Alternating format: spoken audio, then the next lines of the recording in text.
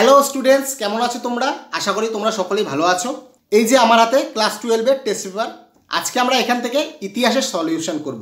এখানে আমরা proper explanation জানবো কোন প্রশ্নের উত্তর কি হচ্ছে এবং কেন। এবং তোমরা এক্সপ্লেনেশনগুলি অবশ্যই নোট করবে। তোমরা যদি এখনও যারা পড়াশোনা শুরু করোনি, এই এক্সপ্লেনেশনগুলি পড়লে অনেক হেল্প পাবে। এছাড়াও বিভিন্ন নতুন ধরনের প্রশ্ন করব, কম সময়ে কী করে ভালো মতন সঠিক উত্তর দিতে হয় সেটি শিখব। তুমি যদি প্রথম দুটি প্রশ্ন দেখেই ভিডিওটি বাদ দিয়ে দাও তাহলে কিন্তু তুমি অবশ্যই সেইগুলি মিস করবে। সুতরাং তোমাকে ভিডিওটি শেষ অবধি দেখতে হবে, বিনা স্কিপ করে দেখতে হবে। আমি উজ্জ্বল তোমাদের সকলকে স্বাগত জানাই knowledge history and study YouTube প্ল্যাটফর্মে। আমরা প্রথমে করব এসি 5 নম্বর পৃষ্ঠা। প্রথম প্রশ্ন কি, ভারতে আসা বিদেশি পর্যটক যে ভাষা সম্পর্কে সচেতন ছিল না, কোন ভাষা? গ্রিক ভাষা না সংস্কৃত ভাষা না আরবি ভাষা না ফার্সি ভাষা? উত্তর কি হবে? সংস্কৃত ভাষা।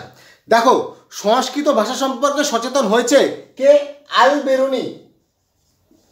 কিন্তু ভারতে আসার পর পরের প্রশ্ন, ইবন বতুতা তার ভ্রমণ অভিজ্ঞতা লিপিবদ্ধ করেছেন কিতাবুল রেহালা, ইন্ডিকা, ফতোয়াই জাহিন্দারি বা আজিজ।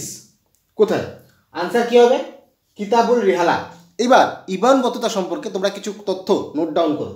ইবন বতুতা তিনি কোথাকার অধিবাসী ছিলেন? আফ্রিকার মরক্কো। ভারতে আসে কত খ্রিস্টাব্দে? 1333 মোহাম্মদ বিন তুগলকের সময়। এই ইবন বতুতাকে মোহাম্মদ বিন তুগলক দিল্লির কাজী নিযুক্ত করে, তাকে চীনে দূত হিসেবে পাঠায়। এগুলো কিন্তু মনে রাখবে। ইবন বতুতা ডাক ব্যবস্থার উল্লেখ করে। এদের মধ্যে উলা বা উলাক যেটাই বলতে পারো, এটা হচ্ছে অশ্বারোহী ডাক। আরেকটা আছে দাওয়া, এটা পদাতিক সৈন্য। এছাড়াও ইবন বতুতা বলে যে মোহাম্মদ বিন তুগলক বিদেশিদের আজিজ বা আজ্জা এটা বলতো। এই যে আজিজ, এই যে অপশনটা দেখছো না, এই যে আজিজ, এই হচ্ছে বিদেশিদের বলতো। ইবন বতুতাকে মোহাম্মদ বিন তুগলক জেলে রাখছিল। ইবন বতুতা সম্পর্কে এই তথ্যগুলি মনে রাখবে। এছাড়াও আরও তথ্য জানতে হলে প্রথম ভিডিওটি যেটা আছে বিদেশি পর্যটকদের বিবরণ, সেটা দেখতে পারো। এছাড়াও এই চারটা অপশন সম্পর্কে জেনে নিই। ইন্ডিকা গ্রন্থ কে লিখেছিল? মেগাস্থিনিস। ফতোয়ায়ে জাহেন্দারি কে লিখেছিল? জিয়াউদ্দিন বারানি। আর এই কিতাবুল রেহালা গ্রন্থে কার সম্পর্কে জানা যায়? মোহাম্মদ বিন তুগলক। এগুলো কিন্তু তোমরা একটু লিখে নেবে। এবারকার প্রশ্ন, আগ্রার বিখ্যাত সমাধি সৌধটি হলো আকবর, বাবর, জাহাঙ্গীর, ঔরঙ্গজেবের সমাধি। মুঘল সম্রাটদের সমাধি সম্পর্কে একটু জেনে নাও। বাবর, বাবরের কাবুলের সমাধি। আকবর সিকান্দ্রা আগ্রা। জাহাঙ্গীর লাহোর। শাহজাহান আগ্রা। ঔরঙ্গজেব দৌলতাবাদ বা খুল্লতাবাদ। এখানে হুমায়ুনেরটা মিস হয়ে গেছে, হুমায়ুন দিল্লি। এইবার দেখো তোমাদের কি প্রশ্ন ঘুরিয়ে দিতে পারে। প্রশ্ন দিতে পারে যে কোন মুঘল সম্রাটের সমাধি ভারতের বাইরে? দুজনের আছে। 1 জাহাঙ্গীর লাহোর, 2 বাবর কাবুল। প্রশ্ন এখানেও দিতে পারে কোন মুঘল সম্রাটের সমাধি 2 জায়গায়, বাবরের, কাবুল এবং ভারত। প্রথমে ভারতে কবর দেওয়া হয়, তারপর বাবরের লাস্ট ইচ্ছা অনুসারে তার শরীরের অবশিষ্ট কাবুলে নিয়ে যাওয়া হয়, তাকে 2 ভাগ করে দেওয়া হয় না। এবার প্রশ্ন এখানেও আসতে পারে যে কোন মুঘল সম্রাটের সমাধি সে বৌদ্ধ ধর্মের অনুপ্রেরণায় বানাইছে? সেটাকে আকবর। আকবরের সমাধি বৌদ্ধ ধারার অনুপ্রেরণাতে বানানো। ঠিক আছে। 4 নম্বর প্রশ্ন, কাশ্মীরের হিন্দুদের উপর জিজিয়া কে রদ করে? জৈনুল আবিদিন, হোসেন শাহ, নিজামুদ্দিন ঔলিয়া, গিয়াসউদ্দিন তুগলক। জিজিয়া করটি কি? এটা হিন্দুদের উপর আরোপিত হয়, ধর্মীয় ট্যাক্স বলতে গেলে, নন মুসলিমদের থেকে নেওয়া হয়। এবার জিজিয়ার একটু ইতিহাস জেনে নাও। শরীয়ত অনুযায়ী 4টা কর নেওয়া হয়, একটা খামস, একটা জাকাত, একটা জিজিয়া আর একটা খারাজ। এদের মধ্যে জিজিয়া হচ্ছে ধর্মীয় ট্যাক্স, যেটা নন মুসলিমদের থেকে নেওয়া হয়। এবার এই জিজিয়া সর্বপ্রথম রদ কে করে? আকবর। 1564 খ্রিস্টাব্দে। সালটা মনে রাখো। এরপর আবার চালু হয়, আবার রদ হয়। তারপর আবার ঔরঙ্গজেব রদ করে 1689। এবার কাশ্মীরে কে জিজিয়া রদ করে? জৈন উল আবিদিন। এর জন্যই জৈন উল আবিদিনকে কাশ্মীরের আকবর বলা হয়। তাকে কাশ্মীরের আলাউদ্দিনও বলা হয়। আলাউদ্দিন কেন বলা হয়? বাজার নীতি নিয়ন্ত্রণ করছিল, কারণ আলাউদ্দিনও বাজার নীতি নিয়ন্ত্রণ করেছিল। কাশ্মীরের গোহত্যা বন্ধ করে। এগুলি তোমরা মনে রাখবে। পরের প্রশ্ন, ভক্তিবাদী আন্দোলনের উৎস কোথায়? আলবার, আলাবার, মালাবার, উত্তর ভারত। দেখো, ভক্তিবাদীর উৎস কিন্তু দক্ষিণ ভারত। কে করেছিল? রামানুজ। এই ভক্তিবাদে আলবারটা কি? দেখো, ভক্তিবাদে দক্ষিণ ভারতে দুটা সম্প্রদায় গড়ে ওঠে। এক আলবার, দুই নায়নার। আলবার কারা? বিষ্ণু ভক্ত, আর নায়নার কারা? শিব ভক্ত। প্রথম দিকে এদের মাধ্যমে উত্থান ঘটে ভক্তিবাদের, এবং এদের মধ্যে অনেক দ্বন্দ্ব চলে, যে এ বলে আমারটা শ্রেষ্ঠ, এ বলে আমার ভগবান শ্রেষ্ঠ। এইভাবে শুরু হয় ভক্তিবাদী। কিন্তু মালাবারটা কি? দেখো, এইখানে আনসার হবে মালাবার। এবার তুমি বলতে পারো যে দাদা কেন মালাবার কেন হবে? তুমি তো দক্ষিণ ভারত বলছো। মালাবার উপকূলেই থাকে। এটা মনে করো রাফ ভারতের ম্যাপ। এটা বে অফ বেঙ্গল, আর এই যে উপকূলটা একে বলা হয় মালাবার। তাই এটা কোথায়? দক্ষিণ ভারত। সুতরাং ভক্তিবাদের উৎস অপশনে দক্ষিণ ভারত না থাকলে মালাবার থাকলে আনসার হবে মালাবার। পরের প্রশ্ন, পরম ভাগবত কার উপাধি? সমুদ্রগুপ্ত, বুধগুপ্ত, প্রথম চন্দ্রগুপ্ত, বিক্রমাদিত্য।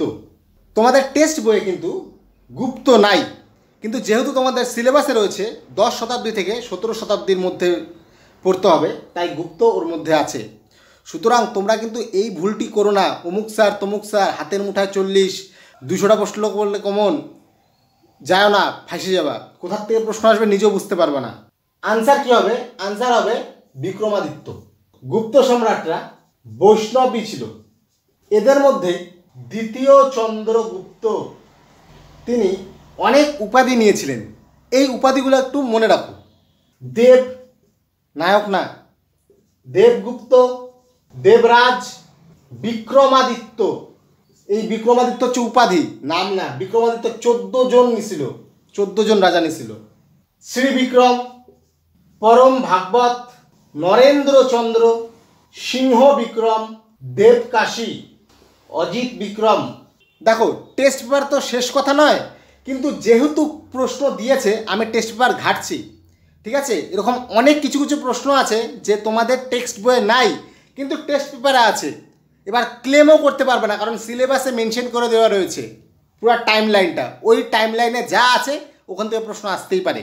আমি গুরুত্বপূর্ণ টপিকগুলি তুলছি, সেখান থেকেই তোমাদের সিলেবাস কভার করার চেষ্টা করছি। এখনও যারা পড়াশোনা করে নেই তারা এই টেস্ট পেপার সলভ দেখলে পড়াশোনা করতে পারে। সমুদ্রগুপ্তের উপাধি একটু মনে রাখো। কবিরাজ, শ্রী বিক্রম, পরাক্রমাঙ্ক। এই যে সমুদ্রগুপ্ত, তার মুদ্রায় বীণা বাদকের ছবি পাওয়া গেছে। কবিরাজ মানে তিনি কিন্তু বৈদ্য ছিলেন না, কবিরাজ মানে তিনি কবিতা লিখতেন, লেখক ছিলেন, তাই কবিরাজ নাম। এছাড়াও তার অশ্বমেধের মুদ্রাও পাওয়া গিয়েছে, যেখান থেকে জানা যায় তিনি অশ্বমেধ যজ্ঞ করেছিলেন। প্রশ্ন এখানেও আসতে পারে, কার মুদ্রা থেকে অশ্বমেধ যজ্ঞের প্রমাণ পাওয়া যায়? সমুদ্রগুপ্ত। গরুণ মুদ্রা কার? সমুদ্রগুপ্ত। ঠিক আছে। এই যে বুধগুপ্ত, এই বুধগুপ্তের একটা লেখক ছিল এরণ অভিলেখ। এখানেই প্রথম সতীর প্রমাণ পাওয়া যায়।